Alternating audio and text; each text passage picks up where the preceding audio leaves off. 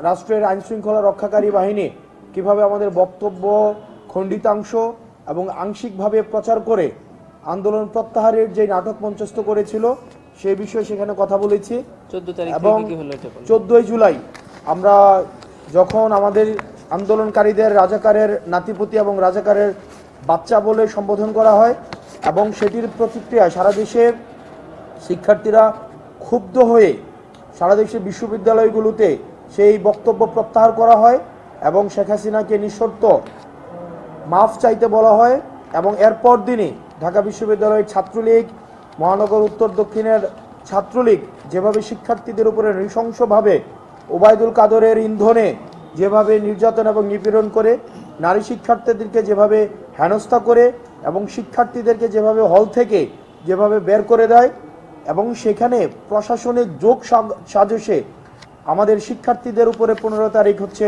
নির্যাতন চালায়, সেটিরই প্রতিক্রিয়ায় 16 তারিখ যখন সারা বাংলাদেশে স্বতঃস্ফূর্তভাবে বিক্ষোভ মিছিল হয়, সেই বিক্ষোভ মিছিলে রংপুরে আবু সাইদকে ক্যাম্পাস কম্পাউন্ডে গুলি করে হত্যা করা হয় এবং চট্টগ্রামে আমাদের ওয়াসিমকে, ছাত্রদলের ওয়াসিমকে কিভাবে নৃশংসভাবে হত্যা করা হয় ছাত্রলীগ গুলি করে। আবু সাইদ থেকে ওয়াসিম এবং সেদিনে সারা বাংলাদেশে 6 জন শিক্ষার্থীকে গুলি করে হত্যা করা হয়। সেটিরই প্রতিক্রিয়ায় আমরা 17 জুলাই যখন গায়েবানা জানাজা করতে ঢাকা বিশ্ববিদ্যালয়ে আমরা আসি, আমাদের এজেন্সি আমাদেরকে চাপ প্রয়োগ করে যেন আমরা গায়েবানা জানাজা না দিতে পারি এবং বিশ্ববিদ্যালয়ের যোগসাজসে তখনকার নিয়ন্ত্রিত ইউজিসি বিশ্ববিদ্যালয়গুলোকে বন্ধ করে দেয় এবং গায়েবানা জানাজায় আমরা দেখেছি পুলিশ, বিজিবি এবং রাষ্ট্রীয় আইন শৃঙ্খলা বাহিনীর সমন্বিতভাবে শিক্ষার্থীদের উপরে tear shell, rubber bullet, sound grenade সেখানে হচ্ছে চালানো হয় এবং সেদিন রাতেই আমাদেরকে বাসা থেকে তুলে নিয়ে গিয়ে পদ্মাতে মিটিং করানোর চেষ্টা করে এবং সেটি আমরা প্রত্যাখ্যান করি। সেদিন রাতের আমরা কোনোভাবেই আমরা বলেছিলাম যে আমরা আমাদের নেতৃত্ব স্থানীয় যারা আছে তাদের সাথে কথা না বলা ছাড়া আমরা কোনো মিটিং করতে পারবো না। আমাদের সামনে দিয়েই তখনকার 3 জন মন্ত্রী আমাদের সামনে দিয়েই পদ্মাতে প্রবেশ করে 1 ঘন্টা যাবৎ আমাদেরকে বোঝানোর চেষ্টা করে তখনকার সময় ডিজিএফআই যেন কেন আমাদের মিটিং করা উচিত, কিন্তু আমরা এই মন্ত্রীদের সাথে আমরা মিটিং প্রত্যাখ্যান করি। 1 ঘন্টা পর আমাদের সামনে দিয়েই 3 জন মন্ত্রী বের হয়ে যায়, অর্থাৎ আমরা কোনো মিটিং করি নাই। ওই দিন রাতেই মিটিং করাতে ব্যর্থ হয়ে আমাদেরকে মৎস্য ভবনের সামনে সেফ হাউসে, মৎস্য ভবন এবং আন্তর্জাতিক মাতৃভাষা ইনস্টিটিউটের মাঝে একটা ঘর আছে,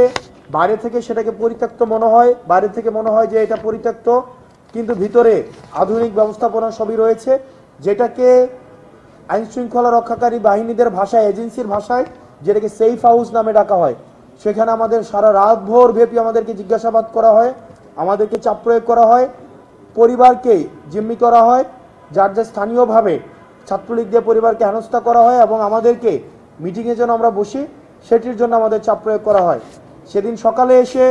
আমাদের এজেন্সির একজন আমাদেরকে হুমকি দেয় যে আমরা যেন মিটিং করে সারা দেশের সামনে আমরা যেন বলি যে আমরা আন্দোলন প্রত্যাহার করে নিয়েছি, তাহলে আমাদের লাইফ সেটেল করে দিবে,